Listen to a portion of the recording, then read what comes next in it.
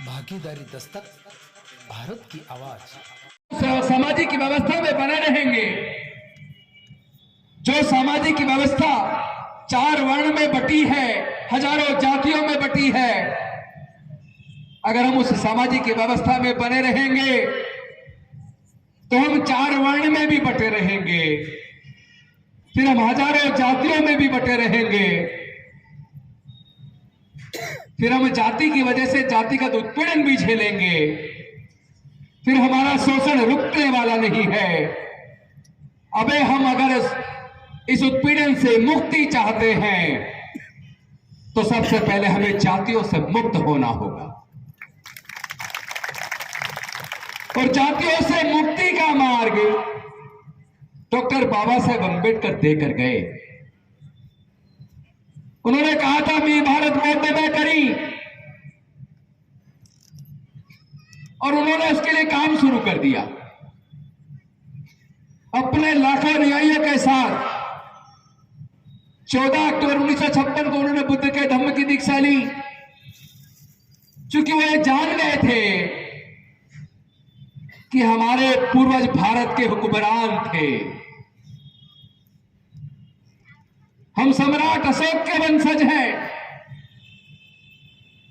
हमारे पूर्वज बौद्ध थे।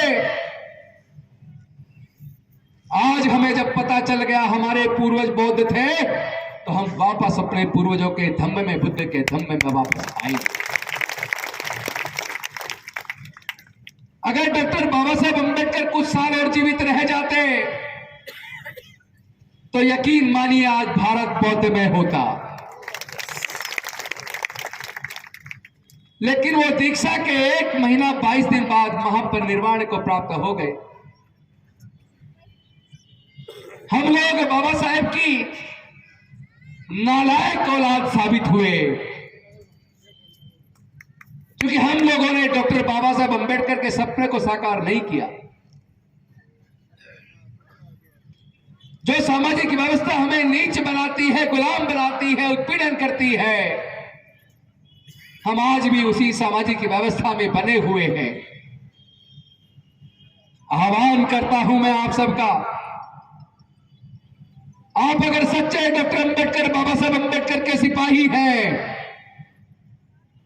आप अगर सच्चे अंबेडकरी हैं, अगर आप सबके रगों में बाबा साहब का खून है, तो संकल्प कीजिए, ए डॉक्टर बाबा साहेब अंबेडकर, हम आपकी निकम्मा और नकारा औलाद नहीं, आने वाले समय में 2025 तक हम भारत को बौद्ध की तरफ ले चलेंगे। यह कोई धर्म परिवर्तन नहीं है, यह कोई धर्मांतरण नहीं है। बिल्कुल इसे इस तरीके से लीजिए कि कोई व्यक्ति अगर अपने घर से निकल जाए और रास्ता अपने घर का भूल जाए, उसकी याददाश्त चली जाए, चलते चलते जब भटकते हुए दूर चला जाए, अचानक उसकी याददाश्त वापस आ जाए, अचानक उसे अपने घर का रास्ता याद आ जाए, तो बताइए वो अपने घर वापस आएगा या नहीं आएगा?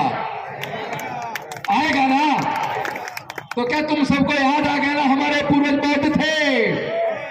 तो वापस अपने पूर्वजों के धम्म में, बुद्ध की शरण में, अपने बुजुर्गों की सांस्कृतिक विरासत में हम लोग वापस आएंगे।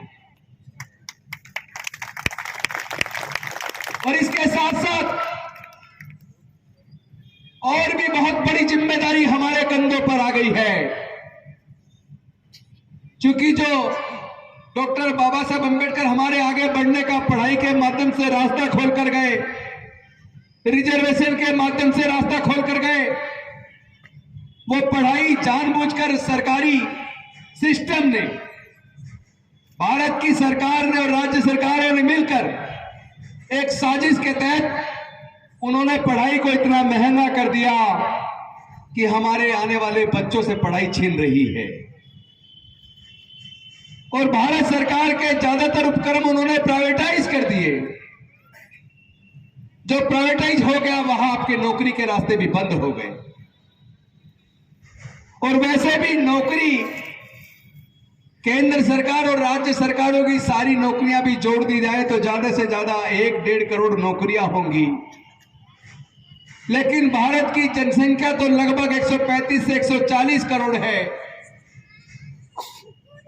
बाकी के 139 करोड़ लोग क्या करेंगे? हमें उनके बारे में रास्ता बनाना है। इंग्लिश में कहावत है, इधर फाइंड ए वे और मेक ए वे। या तो रास्ता पाओ या रास्ता बनाओ। तो रास्ता पाना तो संभव नहीं दिख रहा, लेकिन हम अपने बच्चों के भविष्य के लिए रास्ता बनाएंगे। देश के अंदर जितना भी निर्माण का काम होता है, मजदूर के तौर पर हमारे समाज के लोग करते हैं। देश के अंदर जितने तरह का उत्पादन होता है, वो उत्पादन भी हमारे समाज के लोग मजदूर के तौर पर करते हैं। अरे हम तो पैदाइशी इंजीनियर है भाई। मरे हुए जानवर की खाल उतार कर उसको गलाकर कलर करके हम उससे जूते भी बना देते हैं, हम उससे बैग भी बना देते हैं, हम उससे बेल्ट भी बना देते हैं, उससे हम हैट भी बना देते हैं, उससे हम जैकेट भी बना देते हैं। ये काबिलियत हमारे खून के अंदर है।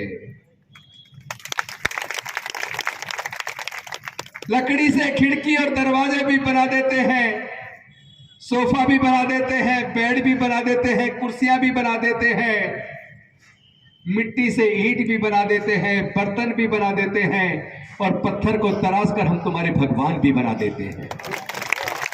ये काबिलियत हमारे अंदर है, हम पैदाइशी इंजीनियर हैं। और तुम कहते हो हमारे अंदर मेरिट नहीं है, तुम कहते हो हमारे अंदर काबिलियत नहीं है, लेकिन काबिलियत तो हमारे खून में बसी है। फर्क सिर्फ इतना है कि तुम्हारे पास वो नजरें नहीं है जो न्यायिक दृष्टि से देखे, तुम्हारे अंदर वो न्यायिक चरित्र नहीं है, तुम्हारे अंदर वो ईमानदारी नहीं है, तुम्हारे अंदर मानवता नहीं है, तुम्हारे मन में समता का भाव नहीं है, तुम विषमता के पोषक हो, तुम अन्याय को बढ़ावा देते हो, तुम नफरत को बढ़ावा देते हो, तुम समाज में जहर घोलते हो। लेकिन याद रखना, जहर से जहर पैदा होता है, नफरत से नफरत पैदा होती है। हमारे पुरखों ने हमें प्यार फैलाना सिखाया है। तुम अपना नफरत फैलाने का काम करो, हम प्यार फैलाएंगे। हम तथागत बुद्ध को मानने वाले लोग हैं, और बुद्ध का धर्म समता, स्वतंत्रता, बंधुता, न्याय, प्रज्ञा, शील, करुणा और मैत्री पर आधारित है। बुद्ध के धर्म ने भारत से पूरी दुनिया को मानवता और शांति का संदेश दिया। पूरे दुनिया में भारत का नाम बुद्ध के नाम से रोशन हुआ। बुद्ध भारत को गौरवान्वित करते हैं। यहां तक कि देश के राष्ट्रपति जब विदेश में जाते हैं तो कहते हैं मैं बुद्ध के देश से आया हूं। और भारत में आते ही अगर हम बुद्ध के धम्म की दीक्षा लेते हैं, बाबा साहेब की दी हुई 22 प्रतिज्ञाएं, जिसके अंदर भारत का विकास और कल्याण छुपा है, जिसमें मानवता छुपी है, जिसमें तरक्की छुपी है, उसी से तुम नफरत करते हो। तुम अपनी नफरत के साथ जियो, हम अपने प्यार के साथ जिएंगे। तुम अमानवीयता फैलाओ, तुम अमानवीयता फैलाओ, हम मानवता फैलाएंगे। तुम दानवता के पोषक हो, हम मानवता के पोषक हैं। तुम अन्याय के पोषक हो, हम न्याय के पोषक हैं। अल्टीमेटली जीत तो न्याय की और सच्चाई की होगी। हमारे कंधों पर यह जिम्मेदारी आ पड़ी है। नौकरियों के अवसर खत्म हो रहे हैं, शिक्षा को महंगा करके पढ़ाई को छीना जा रहा है। अब हमें आत्मनिर्भर बनना होगा। हमें अपनी आर्थिक नीतियां अपने खुद के दम पर तैयार करनी होंगी। हमें अपनी संख्या को ताकत बनाना होगा। हमारी संख्या बहुजन समाज की पूरे भारत में 110 से 115 करोड़ है, यानी कि दुनिया के सबसे बड़े कंज्यूमर हम हैं। अगर हम दुनिया के सबसे बड़े कंज्यूमर हैं तो दुनिया की सबसे बड़ी आर्थिक शक्ति बनने की ताकत हम रखते हैं। हम लोगों ने अच्छे इकोनॉमिस्ट की टीम बनाई है, हमने प्रोफेसर्स की टीम बनाई है, हमने वकीलों की टीम बनाई है। आने वाले समय में अपने समाज की उन्नति के लिए, विकास के लिए हम आर्थिक नीतियां भी अपने दम पर अपने समाज की तैयार करने वाले हैं। अपने समाज पे होने वाले जुर्म अत्याचार के खिलाफ कोर्ट के अंदर एक वकील के तौर पर पूरी वकीलों की फौज तैयार कर दी है हमने। हम अपनी लड़ाई को अपने दम पर लड़ेंगे। हम कोई कमजोर लोग नहीं है। अरे हमारे पूर्वज तो 16-16, 18-18 घंटे मेहनत मशक्कत किया करते थे। भरपेट खाना भी नहीं मिलता था, पैसा भी नहीं मिलता था। अब हमें समझ आ गया हमारे पूर्वजों का इतिहास। हम लोग डॉक्टर बाबा साहब अंबेडकर की संतान हैं, हमें कमजोर मत समझना, हम इतिहास लिखेंगे। और यह भी सच्चाई है, जो लोग इतिहास नहीं जानते वो कभी इतिहास नहीं बना सकते। हम लोगों ने अपने पूर्वजों का इतिहास पढ़ लिया है, अब हम इतिहास बनाएंगे। आने वाले 2025 तक हम भारत के अंदर 10 करोड़ से भी ज्यादा लोगों को अपने बुजुर्गों की सांस्कृतिक विरासत में, बुद्ध के धम्म में वापस लेकर आएंगे। आप लोग चिंता मत कीजिए, पूरे भारत से अंबेडकरवादी लोगों की एक टीम तैयार हो रही है। उसमें वकील हैं, जज हैं, इंजीनियर हैं, साइंटिस्ट हैं, प्रोफेसर हैं, सब तरह के काबिल लोगों की टीम तैयार हो रही है। अपनी काबिलियत के दम पर हम अपने इतिहास का निर्माण करेंगे। बोलने का बहुत कुछ है, लेकिन मुझे लगता करना ज्यादा है। सच को जान लो और जानने के बाद सच को मान लो। जातियां ही हमारे सारी बीमारियों का कारण है और हम ही लोग हैं जो जातियों को जिंदा रखे हैं। अब जातियों को त्यागने का समय आ गया है। बौद्ध बनने के बाद अपनी जाति मत बताना। अगर आप बौद्ध बनने के बाद अपनी जाति बताते हो तो आप जाति को जिंदा रखते हो, और जाति जिंदा रहेगी तो जाति की वजह से उत्पीड़न जिंदा रहेगा। फिर आप बौद्ध कहां बने? बौद्ध बनने का मतलब, जिस प्रकार अनेकों नदियां अलग अलग नाम से जानी जाती हैं और वो समुद्र में गिरने के बाद अपनी पहचान खो देती है, वो सागर कहलाती है, समुद्र कहलाती है। तो जब आप बुद्ध के धम्म की दीक्षा ले लेते हैं तो आप बौद्ध कहलाते हैं। बौद्ध यानी प्रज्ञा के ऊपर आधारित ज्ञान को मानने वाले लोग, अंधविश्वास पाखंडवाद से पूरी तरह दूरी बनाकर, रूढ़िवादिता से दूरी बनाकर, मानवतावादी लोग, न्याय पसंद लोग, समतावादी लोग, जो मैत्री और प्यार फैलाने वाले लोग। तो मैं आपसे आह्वान करता हूं, आप लोग भी सब अपने बच्चों को भी कहिए और स्वयं भी अपने दोस्तों को, मित्रों को, रिश्तेदारों को कहिए, सब लोग अब जातियों को त्यागने के लिए तैयार हो जाओ और अपने बुजुर्गों की सांस्कृतिक विरासत में वापस लौट आओ। हमारी विरासत तो बड़ी गौरवशाली है। आपका गौरव बढ़ेगा, सम्मान बढ़ेगा। मैं आपसे आह्वान करता हूं, आप एक फोन नंबर नोट कर लीजिए। अगर आप डॉक्टर बाबा साहब अंबेडकर के सपनों को साकार करना चाहते हैं, अगर आप डॉक्टर बाबा साहब अंबेडकर के सपनों का भारत का निर्माण करना चाहते हैं, अगर आप अपने बच्चों को दोबारा से गुलाम देखना नहीं चाहते, अगर आप लोग सही मायने में अपने बुजुर्गों की सांस्कृतिक विरासत को गौरव प्रदान करना चाहते हैं, तो जो नंबर मैं आपको बताने वाला हूं उस नंबर पे अपना नाम और डिटेल लिख के एड्रेस भेजिए। हम आप सबको बाबा साहेब के मिशन से जोड़कर पूरे भारत का इतना बड़ा आंदोलन तैयार करेंगे जो भारत से गुलामी को, जातिगत उत्पीड़न को, अन्याय को हमेशा हमेशा के लिए समाप्त कर देगा।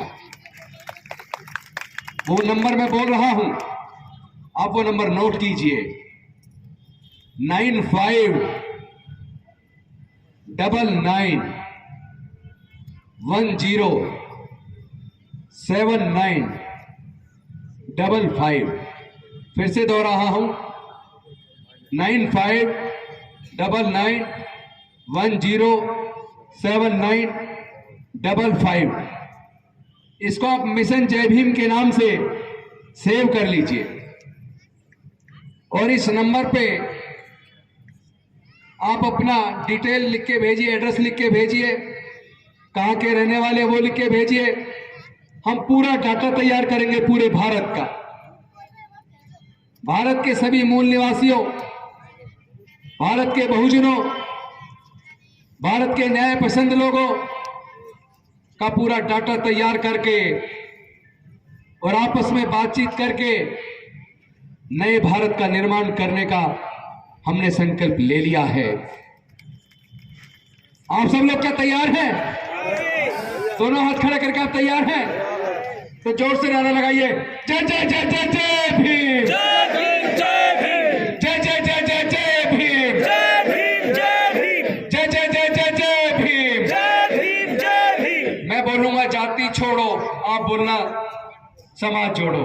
जाति छोड़ो, समाज जोड़ो, जाति छोड़ो, समाज जोड़ो, जाति छोड़ो, समाज जोड़ो। बौद्ध धर्म की क्या पहचान, मानव मानव एक समान। बौद्ध धर्म की क्या पहचान, मानो मानो एक समान, बौद्ध धर्म की क्या पहचान। मानो मानो एक समान। बहुत बहुत धन्यवाद। नमो बुद्धाय। जय भीम, जय भारत।